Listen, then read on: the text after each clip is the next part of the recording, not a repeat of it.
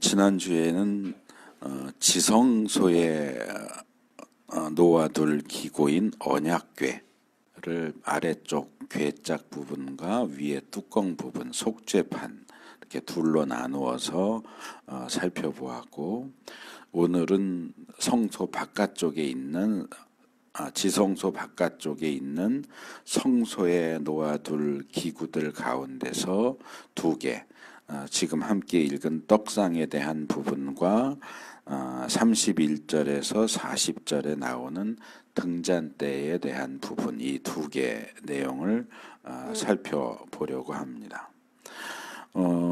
이 출애굽기 25장 목록에는 제가 지난번에 말씀드린 것처럼 성막의 가장 안쪽에 있는 것부터 설명을 시작하고 있고, 그래서 가장 안쪽에 지성소의 언약궤에 대한 내용, 그 다음에 조금 나와서 성소의 떡상과 등잔대에 대한 내용이 나오지만 하나가 빠져 있죠. 성소에는 두 개가 아니고 세 개의 성막 기구가 놓이는데 향단이죠. 분향단에 해당되는 그 내용이 이 출애굽기 25장 목록에는 빠져 있습니다. 이 분향단의 내용은 뒤에 가서 30장에 가면 30장 1절에서 6절에 분향단에 대한 내용이 나옵니다.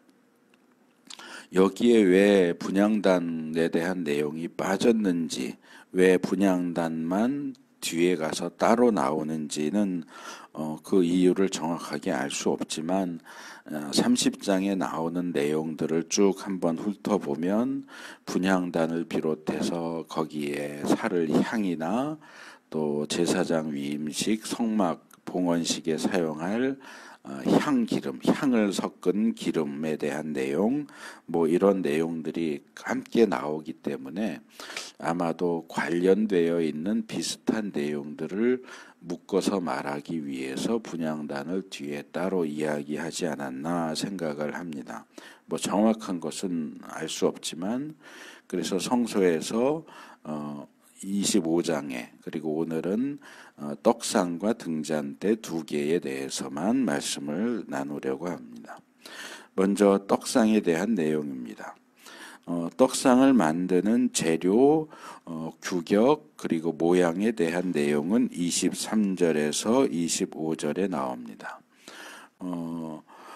언약궤는 이름이 여러 가지라고 얘기를 했잖아요. 법궤, 증거궤, 하나님의 궤, 이렇게 이름이 많이 있지만 떡상은 다른 이름은 없어요. 그냥 떡상이라고만 불려요. 떡을 올려놓는 테이블이죠, 상. 그래서 이것은 언약궤와 같은 방식으로 기본은 아카시아 나무로 만든 상, 테이블입니다.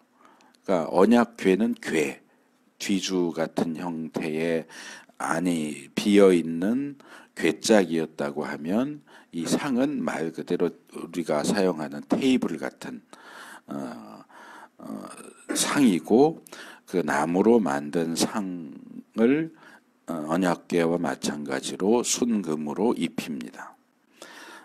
떡상의 규격이 지난번에 말씀드렸죠. 세 번역은 다 이걸 자라고 번역했는데, 이 자라고 하는 그 단위는 잘못된 번역이다.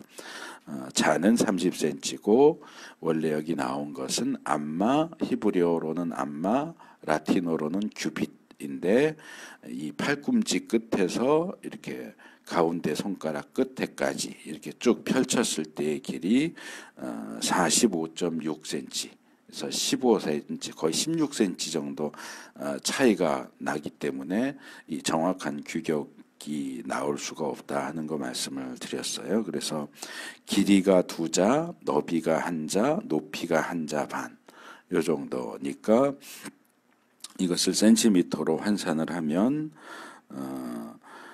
길이가 91.2cm, 거의 1m에서 조금 모자라는 정도고, 그리고 너비는 45.6, 딱 한 암마니까요. 45.6.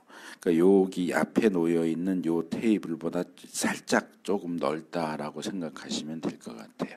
너비는. 길이는 요거 한 절반까지는 안 될 것 같고 한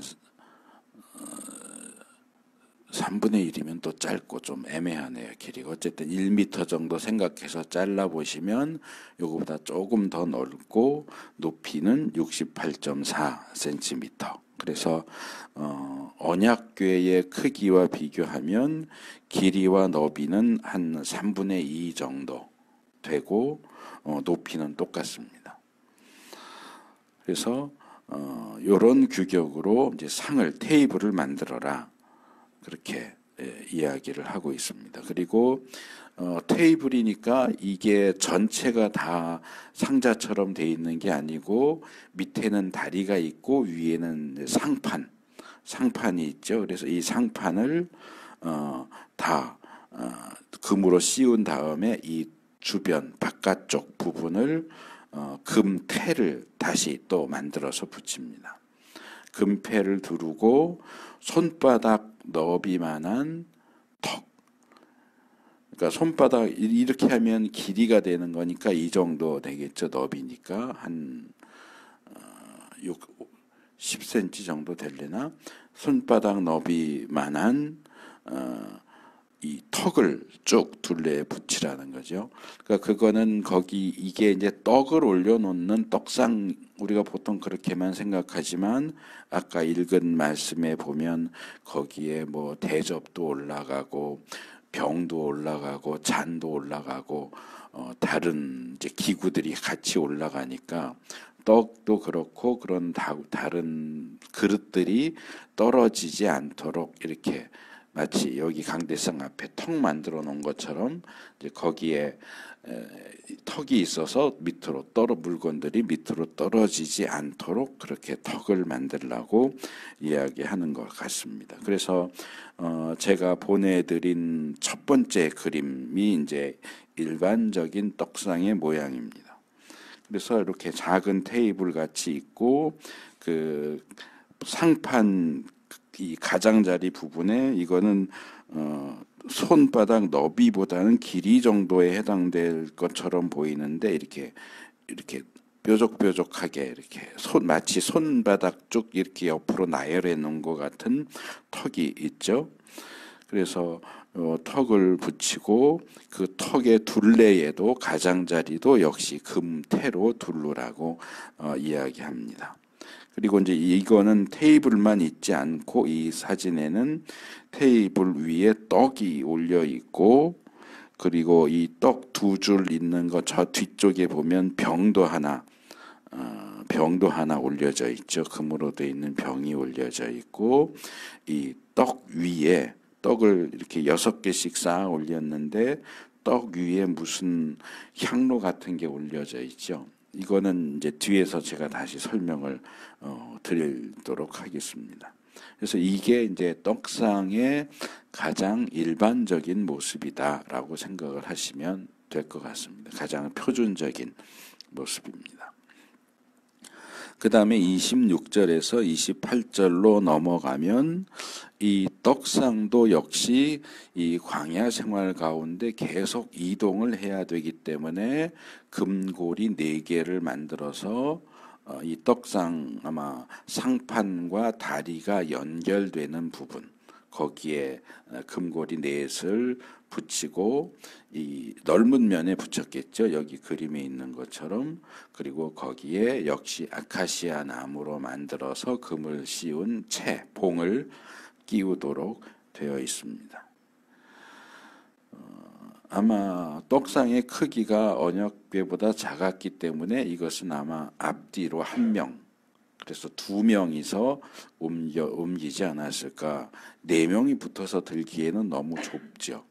이 너비가 1m밖에 안 되니까. 그리고 기구 자체도 작으니까 아마 2명씩 해서 옮겼을 것으로 보이고, 아마 이것도 언약궤와 마찬가지로 궤를 끼우면 이제 고정해서 뺐다 꼈다 하지 않고 그냥 고정된 상태로 놔뒀을 것으로 생각이 됩니다. 그 다음에 29절 보면 아까 말씀드린 것처럼 우리는 떡상 그러면 이 상만 덩그러니 있는 단품으로 단일 품목으로 상만 있다라고 생각을 하지만 이 떡상에 부속되는 부속물들이 있습니다. 그래서 여기 보면 순금으로 만든 말하자면 개인 접시라고 할 수 있는 대접 그리고 소스를 담을 수 있는 종지, 이제 작은 간장 종지 우리가 보통 그렇게 얘기하잖아요. 그러니까 대접, 종지, 그 다음에 이제 전제라고 되어 있는데 음료수, 이제 보통 이제 포도주 정도 되겠죠. 포도주를 담을 수 있는 병, 그리고 그것을 따라서 마실 수 있는 잔. 그래서 대접, 종지, 병, 잔, 요 네 종류를 모두 순금으로 만들어서 이 그림에는 그 병만 이제 보이지만 이제 다른 것들도 역시 그러니까 지금 여기 이 그림에는 떡이 뭐라고 그럴까 너무 크다고 해야 될까 아마 여기 자세히 그림을 확대해서 자세히 보시면 이 두 개 떡 사이에 뒤쪽에는 병이 이렇게 좀 길쭉하게 올라와 있고 앞쪽에는 아마 다른 그 부속품 무슨 종지처럼 보이는 게 그 앞쪽에 살짝 있는 것처럼 보이기도 해요. 근데 이제 대접이 들어갈 자리가 없죠. 대접은 종지보다 더 큰데. 그러니까 요 떡이 더 작든가 아니면 테이블이 좀 더 떡상이 좀 더 크게 묘사되었던가 그래야 될 것 같습니다. 그래서 이 테이블에 꽉 차게 떡이 올라가는 게 아니고 떡도 올라가고 그 옆에 대접도 놓고 종지도 놓고 병도 놓고 잔도 놓고 다 이렇게 부속품들을 함께 올릴 수 있을 정도로 조금 넉넉한 사이즈. 요 사이즈가 표준적인 모양이긴 하지만 떡을 너무 크게 만들어 놨어요, 사실은. 그러니까 요거보다는 떡이 좀 작든가 떡이 이 사이즈 그대로라면 테이블이 좀 더 크든가 이제 그런 식으로 생각을 하시면 될 것 같습니다. 그래서 우리가 이것을 그냥 통칭으로 떡상 이렇게 부르지만 이것은 말 그대로 떡만 올려놓는 상이 아니고 떡을 비롯해서 음료수도 놀려놓고 근데 보통 이제 성경에 나올 때 식사한다 그러면 두 가지잖아요.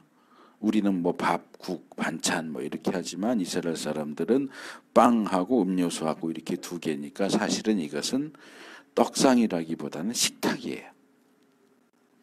근데 이제 떡이 대표적으로 이야기가 되기 때문에 떡상이지만 이것은 하나님께 식사를 차려서 올려드리는 식사 테이블이에요.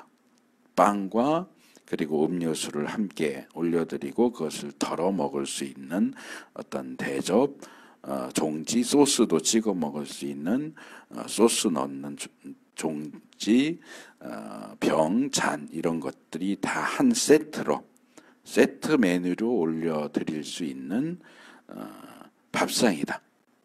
떡상보다는 우리식으로 말한 밥상이에요. 그렇게 보는 게 더 정확하리라고 생각이 됩니다. 이 떡상의 용도는 뭐냐? 이건 말 그대로 떡상이잖아요. 밥상이잖아요. 여기 본문에 보면 이 떡상을 언약궤 앞에 그랬는데 지성소에 놓으라는 게 아니고 언약궤 앞쪽에 있는 성소에 놓으라는 얘기예요. 이것을 그냥 언약궤 앞에 그랬으니까 언약궤 바로 앞에 놓는 것처럼 오해할 수도 있지만 언약궤 앞에는 아무것도 없어요. 지성소에는 언약궤만 들어가죠. 그리고 위치상으로 언약궤 앞에 있는 건 사실은 분향단이에요. 성소에서 지성소로 들어가는 이 휘장 바로 앞에, 그러니까 언약궤 정면에 놓여지는 건 분향단이고 언약궤를 기준으로 해서 이렇게 본다면 언약궤가 안에 있고 떡상은 언약궤의 왼쪽에 있는 거죠. 사람이 성소로 들어간다고 할 때는 오른쪽이고요. 북쪽. 그 전체 구조도 보내드렸던 거 그거 기억을 하세요. 그래서 떡상은 북쪽에 있습니다. 그래서 언약궤를 두는 지성소 앞쪽에 있는 성소에 오른쪽, 이제 어딜 기준으로 보느냐에 따라 오른쪽일 수도 있고 왼쪽일 수도 있지만 이제 사람을 기준으로 보면 성소로 들어가서 오른쪽 북쪽에 배치를 합니다. 그리고 아까 말씀드린 것처럼 이 식탁 위에는 빵만 올려놓는 게 아니고, 이제 우리 개역도 그렇고 이제 떡이라고 이거를 번역을 했지만 사실상 이쪽 지방에는 떡이라는 게 없어요. 빵이에요, 다. 그래서 사실 빵이라고 번역하는 게 더 좋은데, 이제 개역에서 떡이라고 계속 해왔기 때문에 이제 그게 우리도 이제 익숙해져서 떡이라고 이야기를 하지만 사실은 빵이죠. 그래서 빵과 또 뭐 아마도 포도주를 담은 병, 잔, 대접, 종지, 소스를 담은 종지, 이런 것들을 다 이렇게 세트로 배치해서 거기에 놓아두도록 그렇게 합니다. 그리고 이제 마지막에 거기에 이제 거룩한 빵을 올려놓는다. 그러니까 음식을 차려놓는 것이 이 떡상의 용도다, 이렇게 생각을 하시면 되고, 여기 이제 거룩한 빵이라고 했고 개역은 진설병이라고 그랬어요. 그러니까 이제 진설은 뭔가를 이렇게 배치해 놓는다 그런 뜻이고, 거기에 떡병을 붙였으니까 이렇게 배치해 놓는 떡, 그런 뜻이 되겠죠. 진설병. 근데 이제 히브리어 표현은 레헴 파님이라는 뜻이에요. 그런 표현이에요. 레헴은 우리가 베들레헴에서 알 수 있는 것처럼 레헴은 떡이에요, 빵이에요. 그러니까 베이트는 집이거든요. 그러니까 베이트 레헴, 그걸 이제 붙여서 발음하다 보니까 우리한테는 이제 베들레헴 이렇게 하지만 예수님이 태어나신 곳이 이제 베들레헴이잖아요. 그러니까 베이트 레헴은 말하자면 빵집이에요. 빵집. 그러니까 생명의 빵이신 예수님이 빵집에서 태어나신 거죠. 그러니까 레헴은 빵이고 파님은 얼굴이에요. 그러니까 문자적으로 직역하면 레헴 파님은 얼굴떡이에요. 그 얼굴떡이 뭐냐? 떡을 얼굴 모양으로 만들었냐? 그 얘기가 아니고 얼굴 앞에 놓아두는 떡이다, 그런 말이에요. 하나님의 얼굴 앞에 놓아두는 떡. 하나님이 거기 계시는데 하나님 앞에 놓아두는 떡, 그런 뜻이에요. 그래서 뭐 신학자들은 이걸 얘기할 때 뭐 얼굴의 떡, 임재의 떡, 뭐 그런 식으로도 이제 설명을 합니다. 임재의 떡이 좋은 것 같아요. 하나님 앞에 놓아드리는 떡.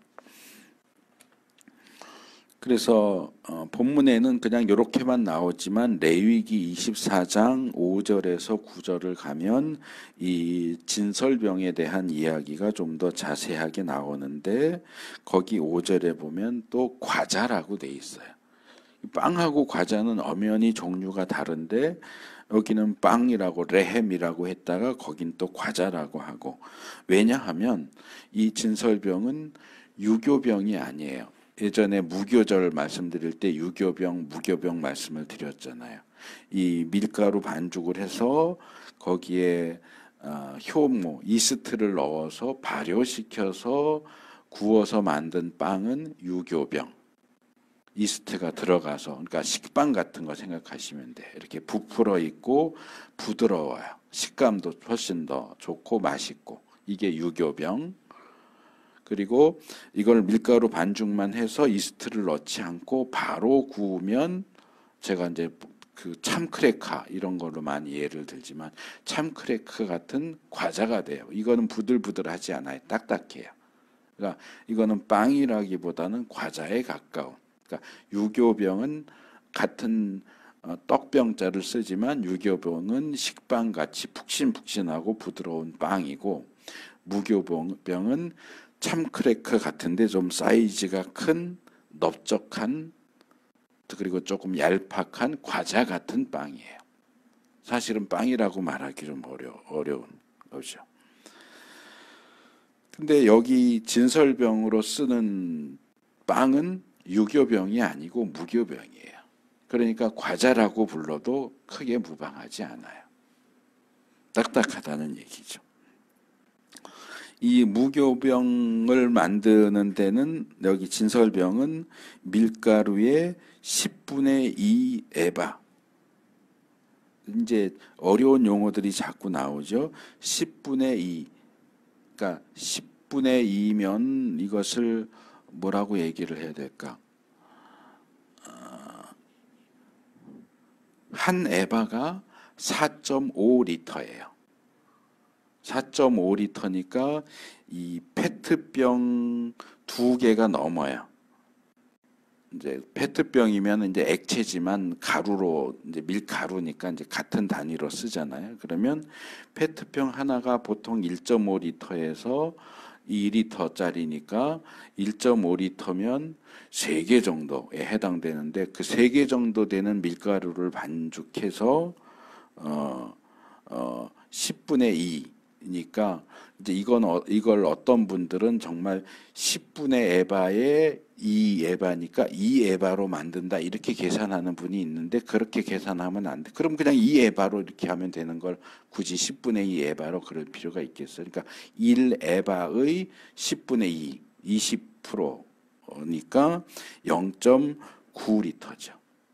그러니까 0.9리터의 밀가루 반죽을 구워서 떡 하나의 진설병이 나오는데 이 진설병을 12개를 만들어서 두 줄로 6개씩 쌓아 올린단 말이죠.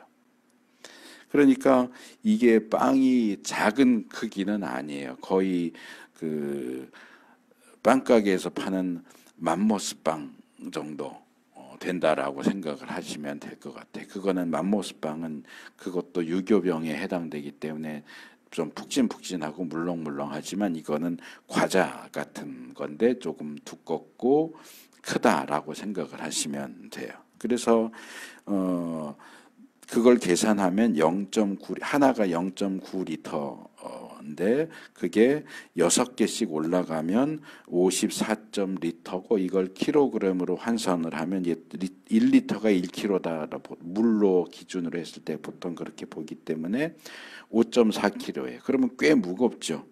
그러면 5.4kg이나 되는 것을 6개 이렇게 5.4kg 되는 걸 6개를 쌓아 올리면 더군다나 금방 만들어서 따끈따끈한 빵을 6개를 쌓아 올리면 제일 밑에 있는 빵이 뭉그러진다고 보는 거죠. 뭉그러지기 때문에 제가 첫 번째로 보내드린 그런 식으로 빵 6개를 올려놓은 게 아니고 두 번째로 보내드린 그 사진을 한번 보세요. 이건 좀 희한하게 생겼죠. 무슨 배처럼 생겼는데 이런 형태의 떡상을 사용했을 거라고 주장하는 학자들도 있어요. 이건 뭐냐 하면 떡을 6개를 칸칸이 넣는 형태예요. 이렇게 해야 이제 밑에 있는 떡이 뭉그러지지 않을 수 있으니까 칸을 테이블 위에 이렇게 칸을 하나씩 만들어서 떡 6개를 두 줄로 하나씩 그 칸에 넣어서 밑에 것이 뭉그러지지 않도록 그렇게 진설하는 그런 형태가 아니었겠느냐라고 주장하는 분들도 꽤 있는데 저는 여기에 찬성하지 않아요.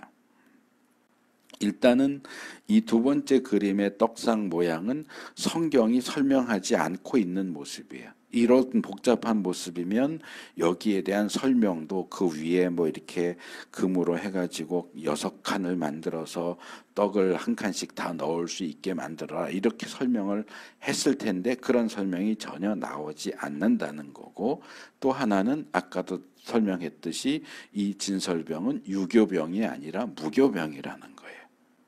딱딱해요. 딱딱하니까 6개를 쌓아 올려도 밑에 게 뭉그러질 일이 없다고 저는 생각을 해요. 유교병이면 또 달라요. 이게 갑자기 단어가 생각이 안 나네.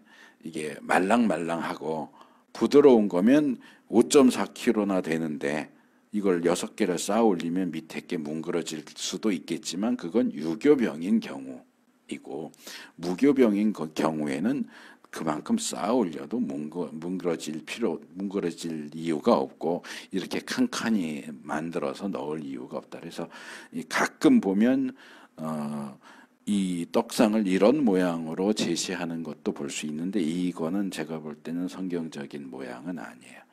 나름대로 생각을 해서 6개를 올려놓으면 밑에가 다 뭉그러질 텐데 뭉그러지지 않고 놓으려면 이렇게 칸칸이 있어야 되지 않을까 해서 상상한 것이지 이건 성경이 설명하고 있지 않는 그런 모습이기 때문에 받아들일 수 없다. 그리고 이 2줄로 쌓아 올린 빵 위에는 향을 얹습니다. 순전한 향을 하나씩 얹어놔라, 그렇게 레위기 본문에 나와요. 그래서 제가 아까 첫 번째 그림 말씀드리면서 떡 위에 무슨 향로 같은 거 올려 있는 것은 뒤에서 설명하겠습니다 했었는데 그게 바로 향이에요.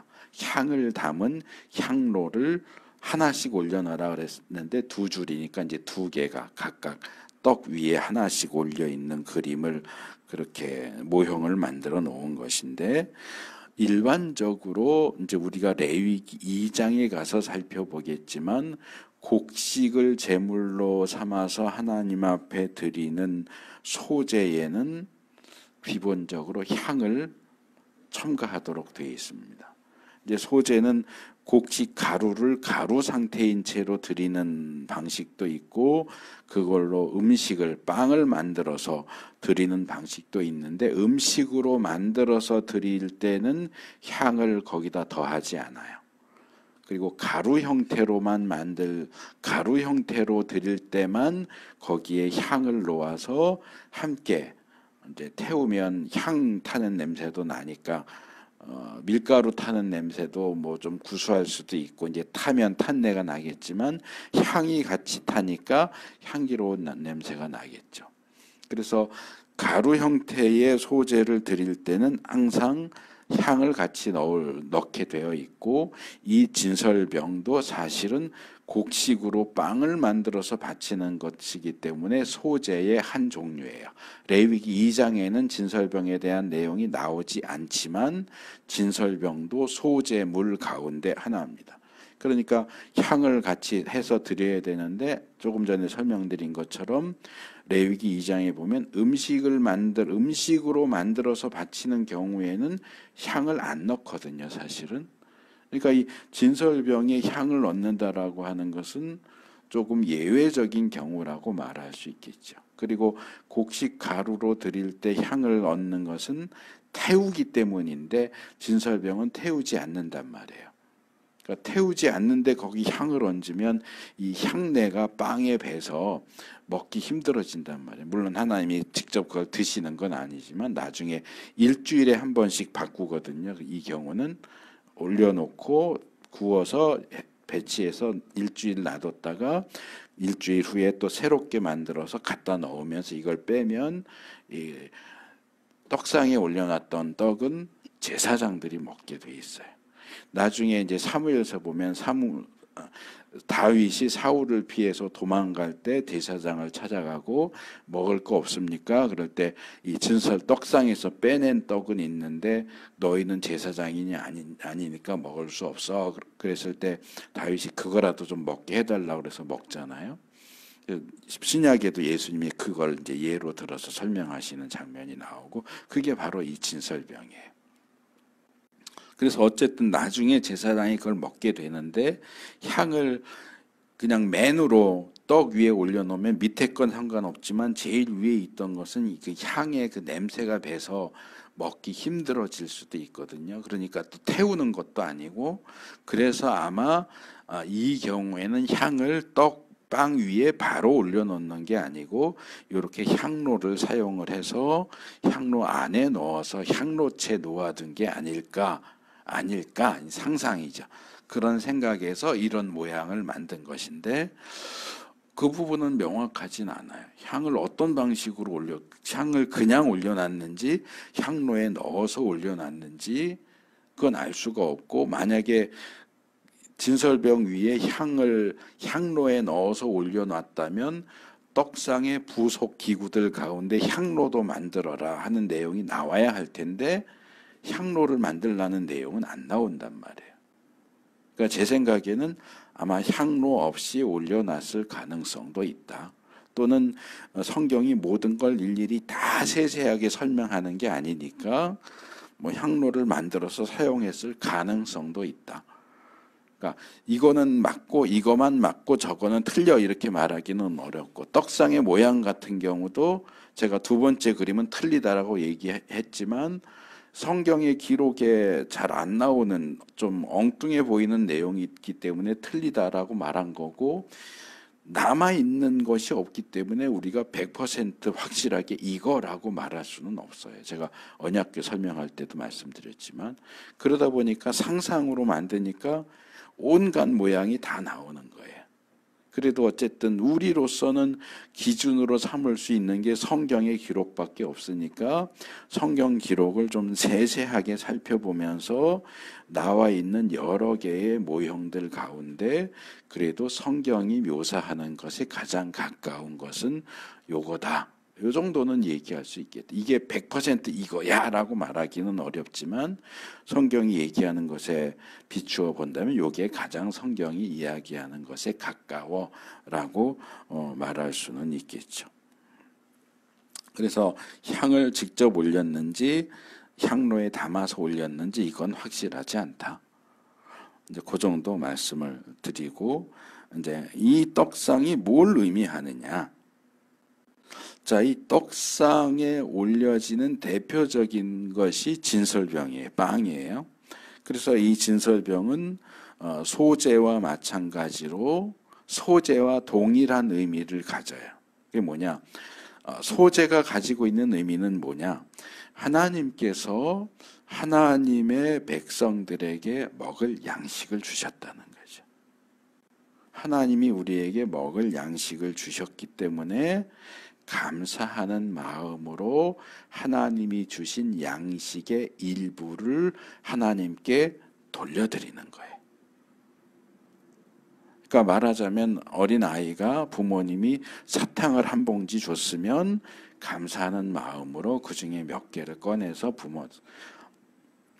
사탕을 주신 부모님께 뭐 아빠 엄마도 드셔보세요 하고 드리는 그런 행위인 거예요. 이 소재라고 하는 건.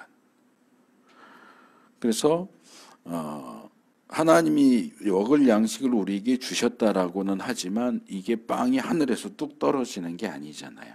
농사해야 되잖아요. 1년 내내 땀 흘리고 힘 들여서 농사하고 농사한 거 다 또 추수해서 탈곡하고 또 가루로 만들어야 되고 또 음식을 만들고, 이제 농부의 노력, 또 보통 이제 음식은 여자분들이 만드니까 여자분들의 그 음식을 만드는 수고, 그 모든 것들을 거기에 말하자면 취합해서 양식을 주신 하나님 감사합니다 하는 감사의 의미로 드리는 예물이 소재란 말이에요. 그러니까 이 진설병도 똑같은 의미를 가져요. 양식을 주신 하나님께 감사함으로 대접해 드리는 예물. 그리고 이 진설병은 12개를 만들어서 드리도록 되어 있는데, 이 12개의 떡은 12지파를 상징합니다. 이스라엘을 상징합니다. 그래서 하나님께 이 12개의 떡을 바치는 행동은 성경이 우리에게 교훈해주는 어떤 헌금이나 예물을 바치는 행동과 마찬가지로 바울이 고린도 후서 8장 5절에서 이렇게 얘기를 해요.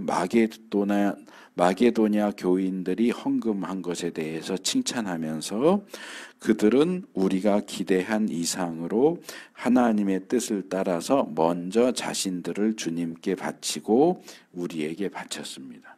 그러니까 헌금을 바치는 것은 돈만 드리는 게 아니고 돈을 드리기 이전에 우리 자신을 먼저 바치고, 우리 자신을 바친다는 상징적인 행동으로서 우리 한 달 동안의 피땀의 결과물인 돈을 대표로 나를 대신해서 바치는 거예요. 근데 나를 바치는다는 마음이 없이 돈만 그냥 이제 유초등부 아이들이나 이럴 때 예배 드리면 걔들은 헌금 드릴 때도 장난으로 해요. 이렇게 헌금함 돌리거나 이러면 이렇게 던져서 넣죠. 장난하듯이. 그거는 하나님께 드리는 올바른 태도가 아니에요. 근데 어른들은 애들처럼 헌금을 이렇게 던져 넣거나 이렇게 장난식으로 하진 않지만 이 헌금을 드리면서 나를 하나님께 드린다라는 마음이 없이 그냥 돈만 드린다면 그건 제대로 된 헌금이 아니에요. 우리가 정말 하나님이 기뻐 받으시는 예물, 헌금을 드린다면 먼저 우리 자신을 바치고 그 다음에 돈을 드리고 또는 물건을 드리는 방식으로 드려야지, 나는 쏙 빠지고 돈만 드린다라고 하면 그건 하나님 받으시는 헌금이 아니라는 거예요. 그래서 이 떡도 마찬가지예요. 떡이 12지파를 상징한다고 그랬잖아요. 그러니까 이 12개의 떡을 바치는 것은 12지파가 자신을 하나님께 바친다는 그런 상징이에요.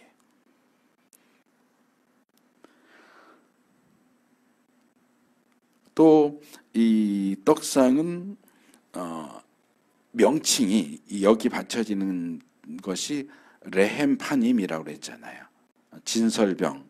이제 이 진설병은 이렇게 두 줄로 맞춰서 이렇게 배치해서 드린다는 것을 강조하는 명칭이고, 하나님 얼굴 앞에 놓여지는 떡이에요. 그러니까 하나님이 늘 그 떡을 보신다는 거예요. 하나님의 임재 앞에 놓여지는 떡이다. 그래서 이스라엘을 상징하는 그 떡과 음식, 그것이 이렇게 세팅되어 있는 그 테이블에 하나님의 의자는 없지만 하나님이 그 테이블, 그 밥상 앞에 앉으셔서 그 음식을 드신다. 그러니까 이스라엘이 바친 음식을 하나님이 드신다.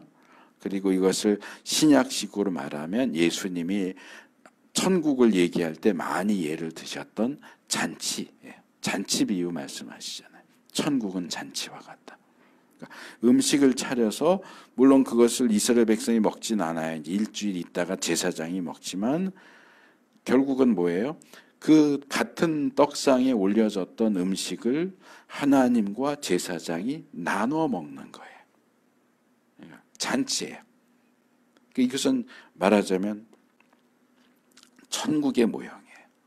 천국 잔치의 모형. 하나님이 음식을 주시고 이스라엘이 하나님께 음식을 바치고, 그 음식을 하나님이 주시고 이스라엘이 바친 그 음식을 하나님과 하나님의 백성이 함께 앉아서 나눠 먹는다.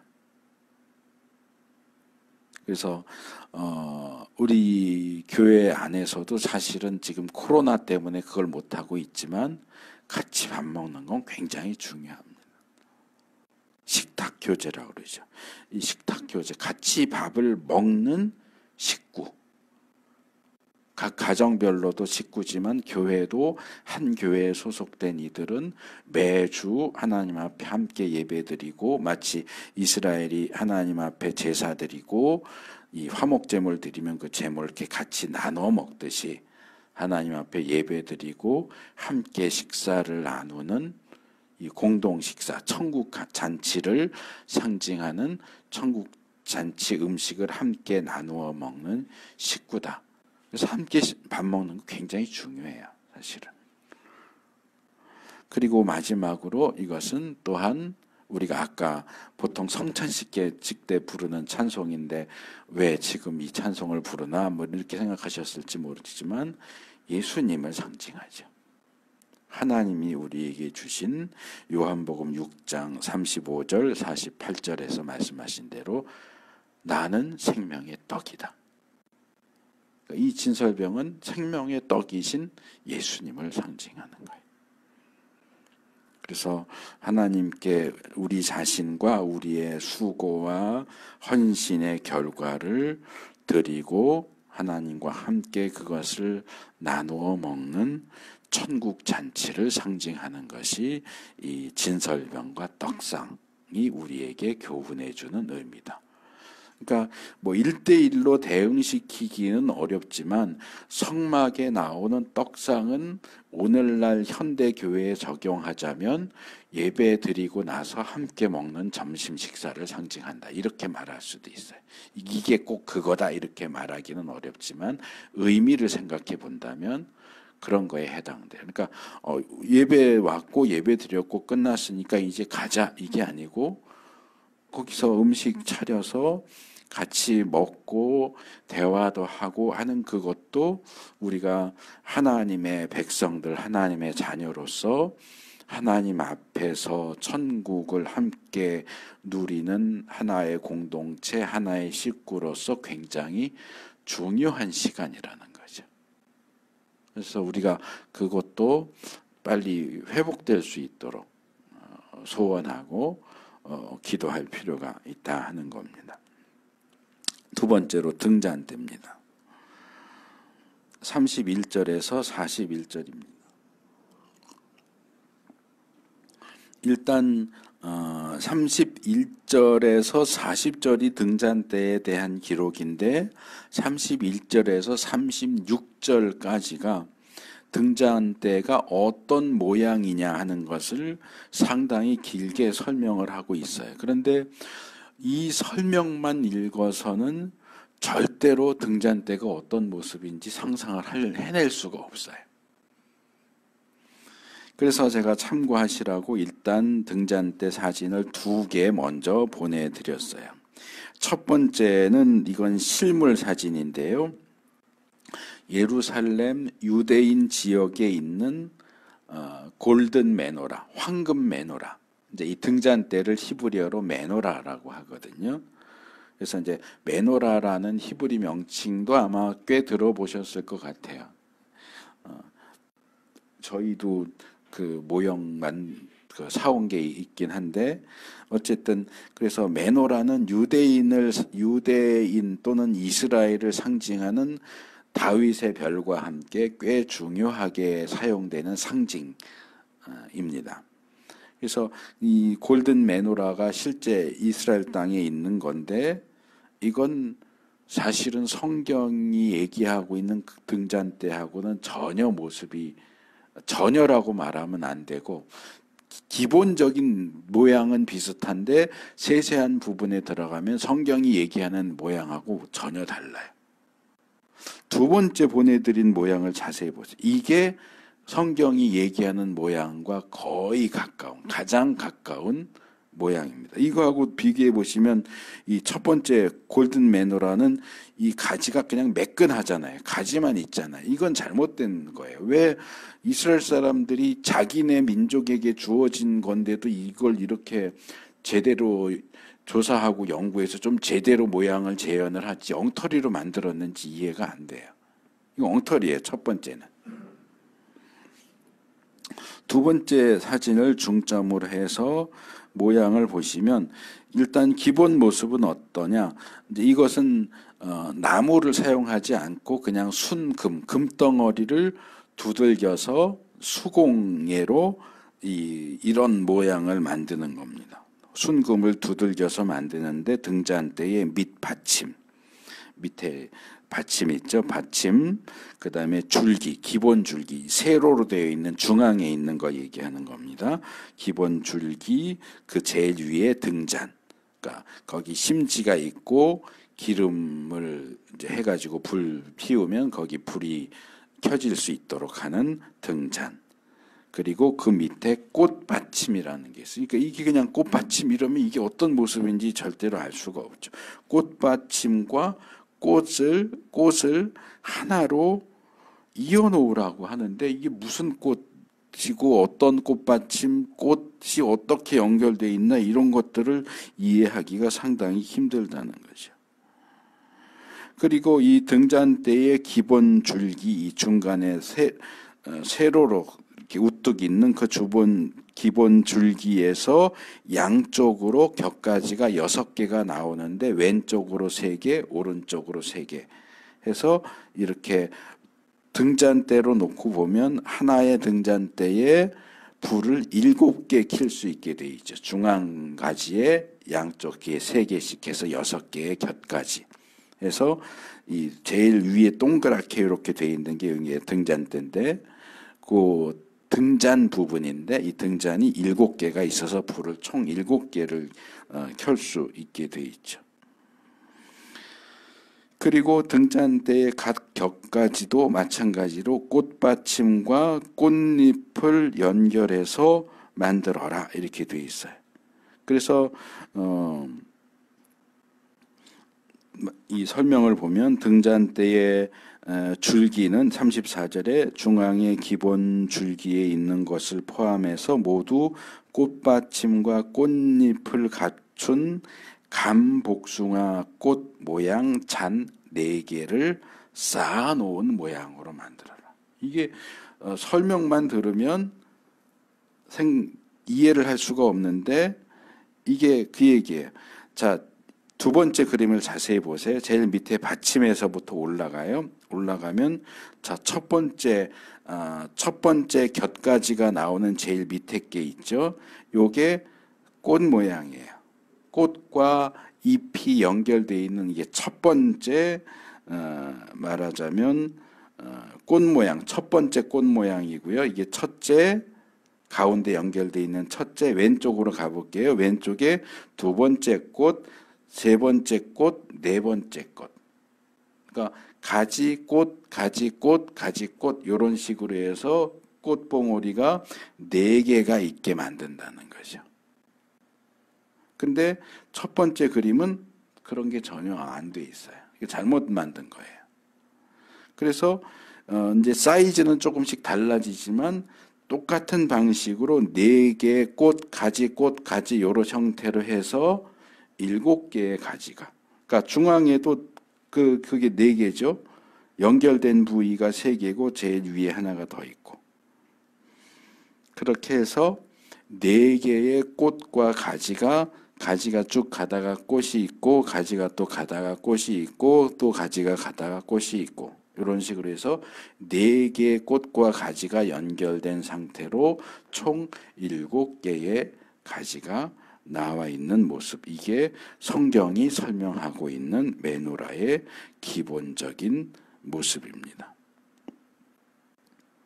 그래서 이제 성지순례 갔다 오시는 분들은 이제 성지에서 파는 어떤 기념품들을 이제 많이 사오시는데 저는 참 이해가 안 되는 게 아니 왜 성지에서 파는 기념품이 성경 내용하고 다르냐는 거죠. 너무 엉뚱하게 만든 게 너무 많아요.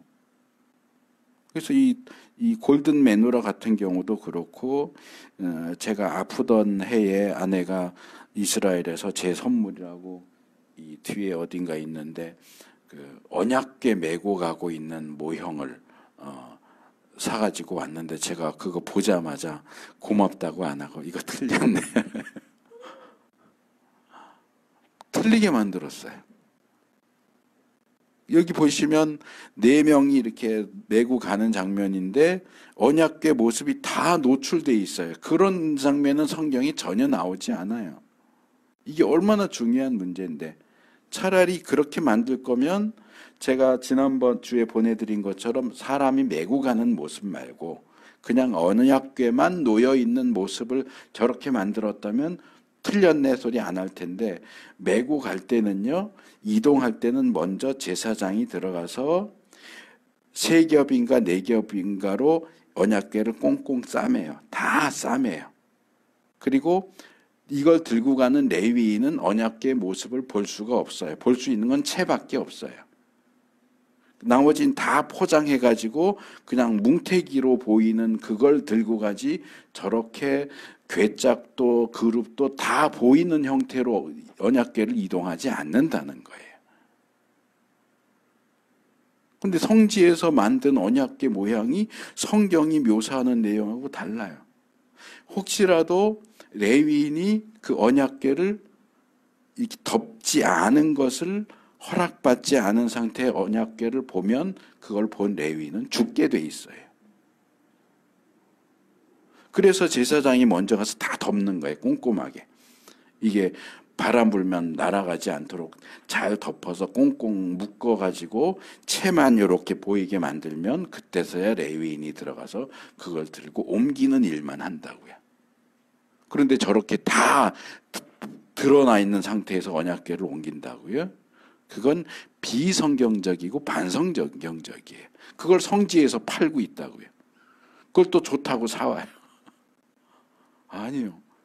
성지에서 파는 기념품 중에 잘못된 게 너무나 많아요. 제가 나중에 30장 가서 향기름 얘기할 때도 또 다른 내용을 말씀을 드리겠지만 참 성지 사람들이 이게 유대인들이 만들었을까? 팔레스틴 사람들이 만들었을까? 뭐 거기까지는 알 수가 없는데 정말 성경에 너무너무 무식한 사람들이 순 엉터리로 만들었구나. 그래서 그런 것들도 그러니까 성경 내용을 보시고 기왕 사오는 건데 성경에 묘사되어 있는 것과 가까운 걸 사오면 좋잖아요. 근데 그냥 팔면 아무거나 보기 좋다고 사오고 그러기보다는 좀 내가 뭐 언약궤 모형을 사고 싶다 그러면 언약궤 모양이 어떤 게 제대로 된 건지를 좀 보면서 여러 종류가 있을 테니까 비교하면서 성경에 가까운 걸로 사오시면 그거는 도움이 되겠죠, 분명히. 성경을 이해하는데. 근데 그렇지 않은 경우가 너무 많다는 거죠.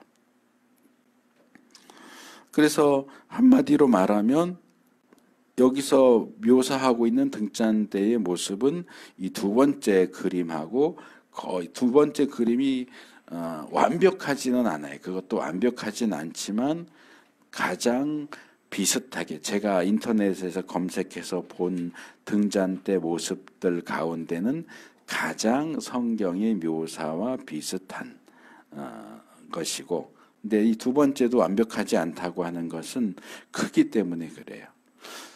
자, 얼마만큼의 금을 가지고 만들어라라는 건 나오지만 등잔대의 경우는 뭐 가로, 세로, 높이가 안 나와요, 전혀. 그냥 재료로 사용하는 금덩어리가 한 달란트라고 되어 있어요. 한 달란트는 얼만큼이냐? 34kg이에요. 그러니까 적지가 않죠. 34kg을 이렇게 쳐서 이게 덩어리가 아니잖아요. 가지가 이렇게 뻗어 나오는 모습으로 돼 있으니까 상당히 크게 만들었을 텐데, 그래서 제가 크기를 정확하진 않지만 비교하시라고 두 개의 사진을 더 보내드렸어요. 첫 번째 사진은 사람은 없지만 그 보시면 왼쪽에 등잔대가 있고 오른쪽에 있는 게 떡상이고요. 저 앞쪽 중앙에 있는 게 분향단이에요. 그러니까 특별히 이 떡상하고 등잔대의 크기를 비교해 보시면 떡상이 높이가 1m라고 그랬잖아요. 1m까지는 안 되지만 96cm 정도 된다고 그랬잖아요. 근데 여기 이 그림을 비교해 보시면 등잔대는 2m가 넘어요. 근데 아까 제가 보내드린 두 번째 그림 보세요. 그게 2m 정도 되는 걸로 보여요. 이건 거의 미니어처예요. 두 번째 그림. 그런 면에서 제대로 크기를 보여주지 못하고 있다. 그래서 이 첫 번째 이 크기와 관련해서 보내드린 첫 번째 그림 보면 등잔대가 굉장히 크게 나왔고, 두 번째 그림은 제사장이 이제 불을 붙이는 장면이 나오면서 여기도 이 그림은 그나마 이제 잘 묘사하고는 있지만 아쉬운 게 등잔대를 하나만 그려놨어요. 이 왼쪽으로 하나가 더 있는 것처럼 보이지만 그거는 등잔대가 아니고 그 벽, 널판, 황금으로 싼 널판에 비친 그림자예요. 근데 실제로는 성막에는 이 등잔대가 두 개가 있어요. 이것도 6개의 가지가 2개 해서 12개가 12지파를 상징하거든요. 그러니까 성막의 등잔대는 2개, 이런 대형 등잔대가 2개가 있었다. 보통 하나만 다들 그리지만 2개가 있었다. 그리고 왜 이 등잔대를 만드는 데 있어서 이 감복숭아 꽃 모양, 가지, 또 꽃잎 이런 것들을 꽃받침 이런 것들을 왜 감복숭아 모양으로 했느냐. 예전 우리가 사용하던 개역은 살구꽃이라고 했어요. 또 살구꽃. 이제 이 세 번역은 감복숭아꽃. 히브리 원문에 사용된 것은 샤카드 또는 이제 다른 본문에서는 샤케드라고도 나오는 건데 이게 영어로 하면은 아몬드예요. 아몬드. 우리가 아몬드 먹잖아요. 땅콩 같은 거. 아몬드예요. 우리나라에는 이 나무가 없대요. 그래서 개역을 번역하는 분들이 고민을 하다가 꽃 모양이 그나마 비슷한 게 우리나라의 살구꽃이다. 그래서 원래 단어는 전혀 살구꽃하고 상관이 없는데 모양이 비슷하다는 점에서 살구꽃이라고 번역을 했대요. 근데 이제 새 번역은 그 이제 잘못된 번역을 이제 감복숭아로 이제 바꾼 건데 우리 동요에도 있잖아요. 나의 살던 고향은 꽃피는 산골 복숭아꽃 거기 복숭아꽃도 나오고 살구꽃도 나와요. 비슷하대요. 복숭아꽃하고 살구꽃이 모양이 비슷하대요.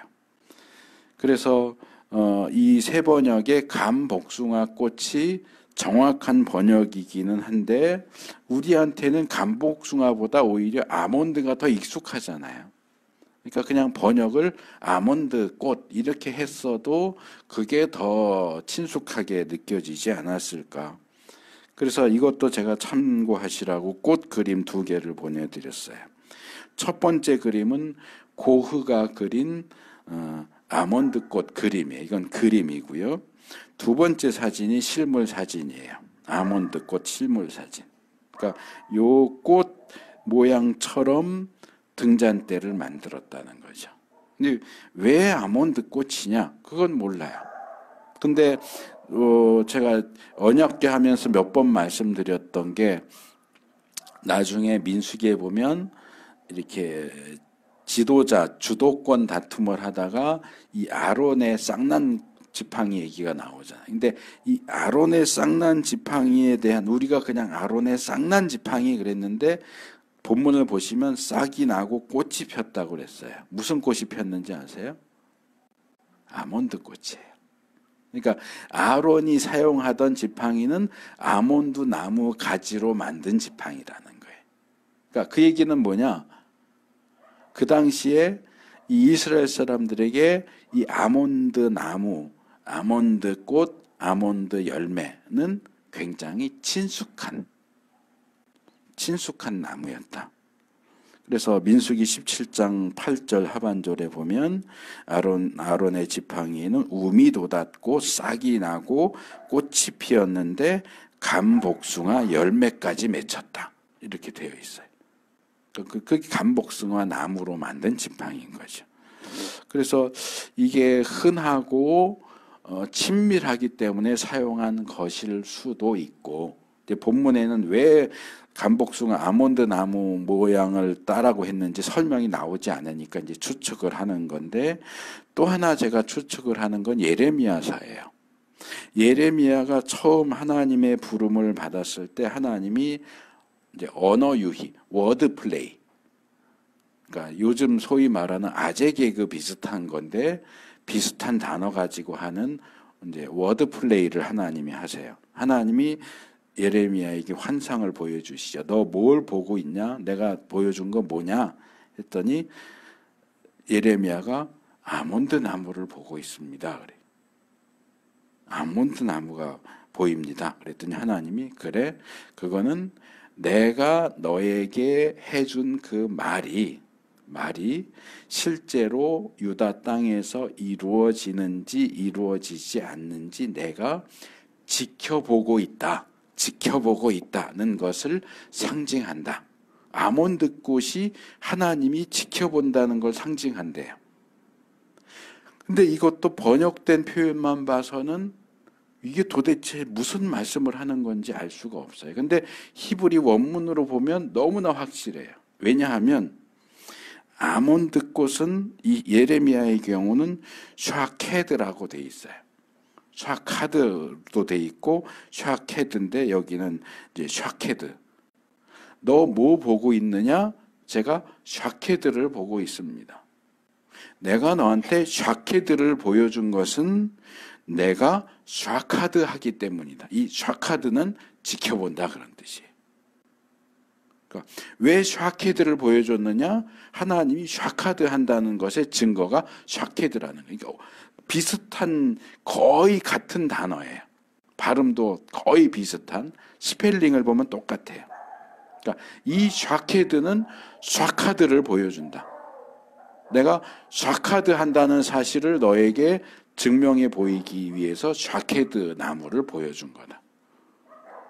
그런 내용이 나온단 말이에요. 그런 뜻, 그런 점을 이렇게 거슬러 올라가서 여기에 적용시킨다면 이 등잔대를 샤케드 모양으로 만든 것은 등잔대를 통해서 하나님이 이스라엘을 샤카드 하신다, 지켜보신다는 사실을 상징하는 것일 수도 있겠다. 저는 그렇게 생각을 해요.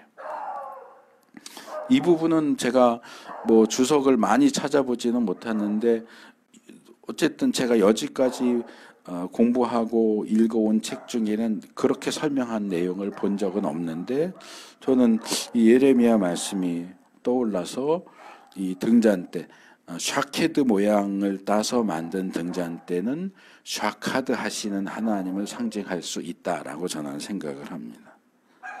그리고 용도는 뭐 당연히 등잔대니까 등불을 켜기 위해서죠. 이거는 우리가 잘못 생각하면 촛대라고 생각할 수 있는데 초를 꼽는 촛대가 아니고 등잔대예요. 그러니까 초를 끼우는 게 아니고 거기에 올리브 기름을 넣고 기름에다가 이제 심지 꽂아서 그러면 이제 기름을 계속 빨아들이면서 불이 계속 켜질 수 있게 하는 등잔. 그러니까 우리 옛날에 썼던 등잔, 호롱불 뭐 이런 거 비슷한 거예요. 촛대가 아니고. 그래서 불을 켜서 비추도록 하는 게 등잔대의 용도예요. 제가 성막 구조 설명할 때 그때 시간이 많이 가서 그냥 준비했는데 스킵하고 넘어갔어요. 근데 이제 뒤에서 더 설명을 하겠지만 이 성소 지성소는 구조도 다시 떠올려 보세요. 성막 울타리가 쭉 있고 성막 맨바닥 뜰이 있고 그 뒤쪽 중간에 이렇게 칸막이를 해가지고 안쪽에 지성소 바깥쪽에 성소 이렇게 임시 막사처럼 만들고 그거를 네 겹으로 씌워요. 막으로. 고운 배로 짠 천 쌓고 그 다음에 염소털로 짠 검은색도 올리고 그 위에 붉은색으로 염색한 순양 순양 가죽인가 지금 정확히 기억은 안 나요. 어쨌든 가죽을 덮고 마지막으로 돌고래 가죽으로 만든 천을 덮어요. 네 겹으로 덮어요. 그러니까 그 안은 깜깜해요. 그러니까 제사장이 들어가서 뭔가 이렇게 떡도 다시 올리고 빼내오고 해야 되고 등잔대도 아침 저녁으로 들어가야 되거든요. 아침 저녁으로 들어가서 이게 기름을 계속 공급해줘야 계속 타니까 불을 계속 켜놓으라고 했기 때문에 계속 아침 저녁으로 들어가서 해야 되는데 깜깜하면 이렇게 더듬다가 넘어뜨릴 수도 있고 이렇기 때문에 이게 항상 켜 있어야 된단 말이에요. 그러니까 등잔대의 불이 항상 켜 있어야 되기 때문에 그래야 그 안이 뭐 등잔불이 밝지는 않으니까 형광등처럼 밝지는 않으니까 그래도 적어도 성소는 어느 정도 이렇게 밝게 비출 수 있도록 해주는 것이 이 등잔대의 역할입니다. 그래서 이 등잔 7개가 그러니까 중앙까지 하면 양쪽으로 3개, 3개, 6개, 중앙에 1개 해서 7개의 등잔에서 27, 24 총 14개의 등잔을 불을 이렇게 큰 거를 켜니까 꽤 밝았을 거라고 생각이 들어요.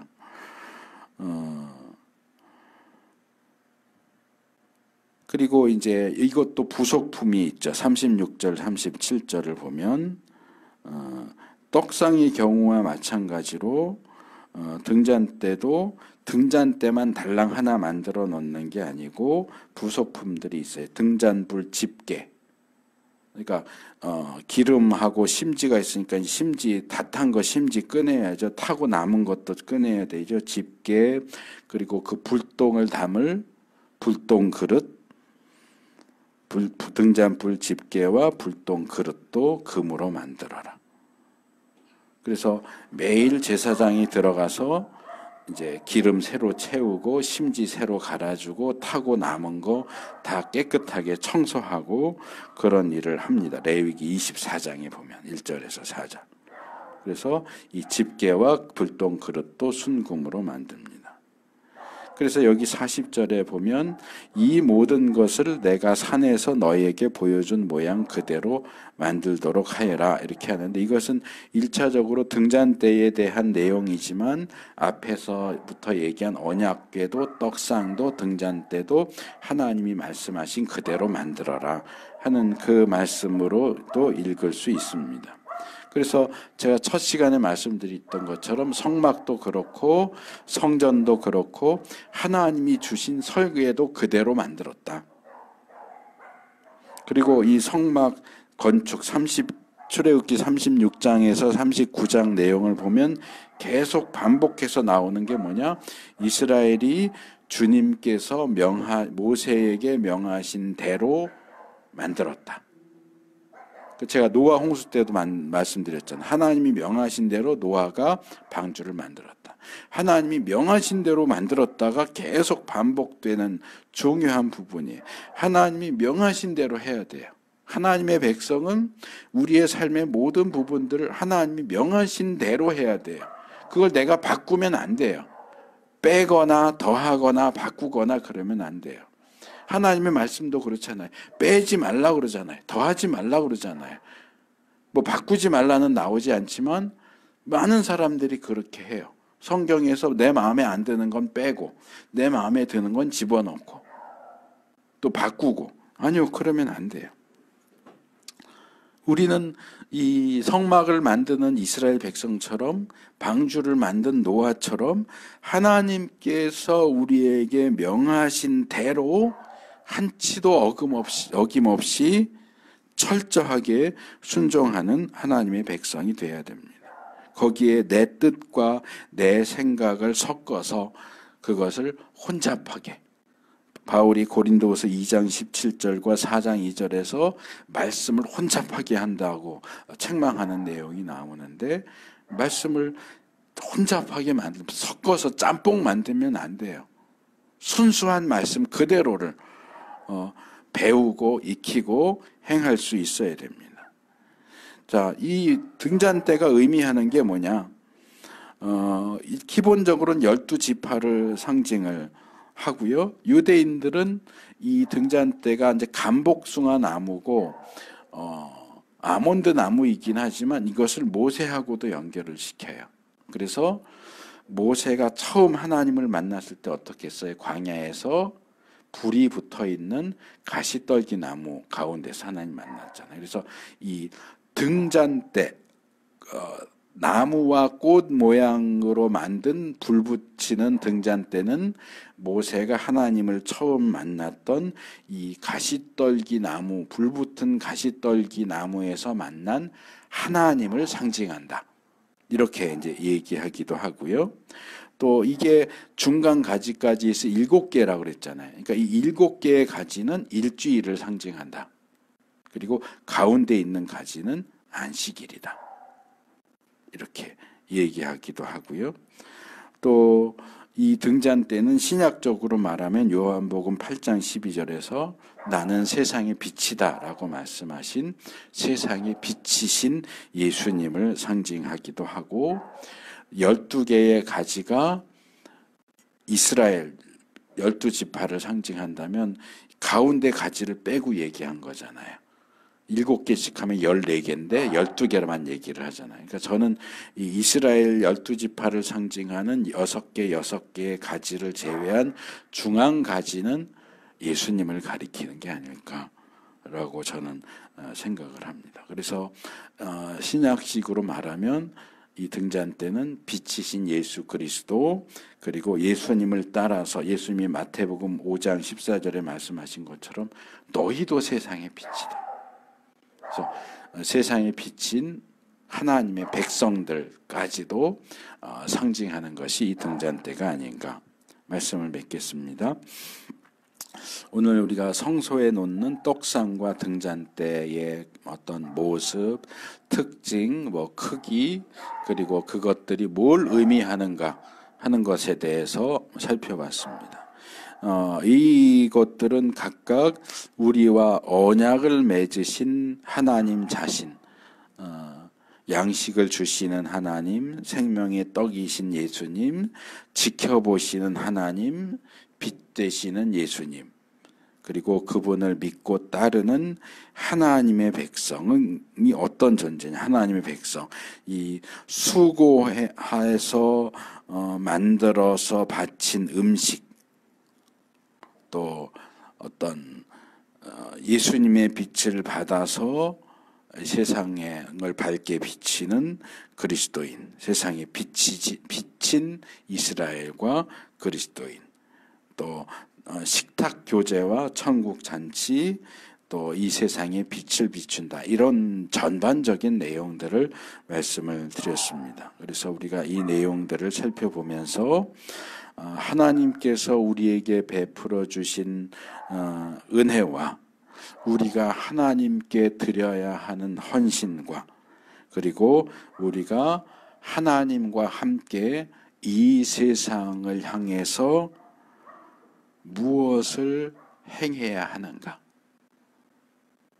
세상의 생명의 떡으로서, 생명의 빛으로서, 생명의 빛이신 예수님, 생명의 떡이신 예수님, 그리고 그분의 제자고 그분을 닮은 그리스도인으로서 우리는 이 세상에 어떻게 생명의 양식을 전해줄 것이고 어떻게 생명의 빛을 비출 것인가, 우리 자신의 정체성과 우리가 마땅히 감당해야 하는 그 사역에 대해서 정말 진지하게 생각하고 또 순종해서 행할 수 있는 우리 모두가 될 수 있기를 축복합니다.